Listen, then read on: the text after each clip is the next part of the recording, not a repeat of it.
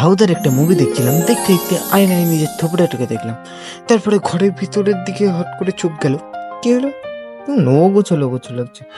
নিজেকে এরকম ভাবে গুছিয়ে রেখে ঘরে এরকম অবস্থা। চটপট ঘর গোছানো একজনকে ফোন করলাম, এমন অপমান করলো, ফোনটা আমি কেটে ধরে ভাবলাম অপমানের যোগ্য জবাব দেবো। তারপরে নিজেই গোছাতে চলে গেলাম। আমি ভেবে উঠতে পারছিলাম না কোথা থেকে শুরু করবো। এত বড় ঘরের মধ্যে কোথা দিয়ে আমি গোছানোটা শুরু করবো।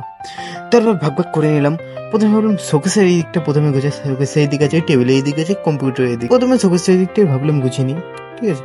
তারপরে এবার শোকেসের এই দিকটা গোছানো শুরু করলাম। প্রথমেই উপরে যে এটা খোপ থেকে খোপটা প্রথমে খুলে ভালো করে পরিষ্কার করে করলাম ওটা। তারপরে ওটা পরিষ্কার হয়ে গেল। তারপরে তালা দিয়ে ওটা বন্ধ করে দিলাম।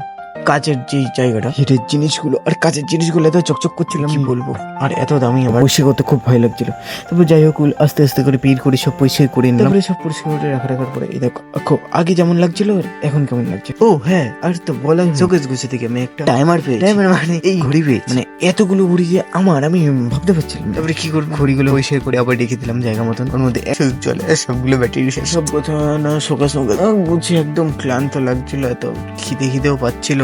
মাকে বলবো করে তারপর দেখি এরকম, মানে আমি বলছি মনে মনে ভাবছি, দেখি মা ম্যাগি করে নিয়ে চলে এসে ম্যাগির উপরে হালকা চেঁচড় ছিটিয়েছে। তারপরে আমি ম্যাগিটা চটপট খেয়ে আর যা একটু কাজ ছিল সবটুকু করে নিয়ে পরে ঘরটা দেখো একদম সুন্দর করে গুছিয়ে ফেলেছি।